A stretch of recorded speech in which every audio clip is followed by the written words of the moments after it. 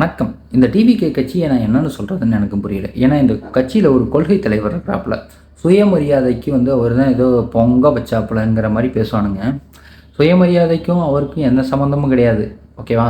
தமிழ் தோன்றிய பொழுதே தமிழனுக்கு சுயமரியாதைங்கிறது ஒரு வார்த்தை அவனுக்கு இம்பார்ட்டண்ட். அவனுக்கு அதுதான் முக்கியம். சுயமரியாதை எங்கேனாச்சும் தவறுச்சுன்னா அவன் செம்ம டென்ஷன் ஆயிடுவான். அவன் ரத்தத்திலேயே இருக்குது அவன் சுயமரியாதை. ஒரு ஆள் அவனுக்கு சொல்லிக் கொடுக்கணும்னு அவசியம் இல்லை. ஆனால் அந்த டிவிக்கு கட்சி பின்னாடி சுற்றுற பசங்களுக்கு அந்த சுயமரியாதை இருக்கான்னு தெரியல. இந்த வீடியோ மட்டும் வரேன்.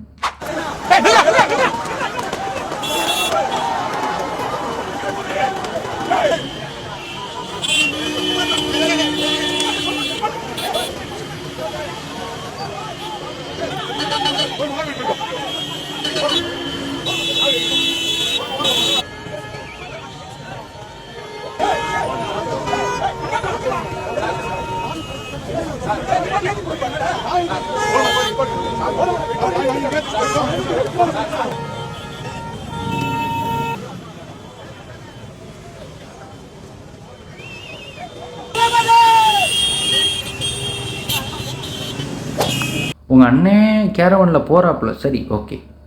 அவர் பின்னாடி நீ வண்டியில் போனால் ஓகே. ஏதோ அது என்ன சொல்கிறது, வேளாப்பழம்லாம் கொண்டு போனாங்கன்னா லாரியில் கொண்டு போகும்போது கூட முக்கியமாக அந்த மாதிரி இருக்குது.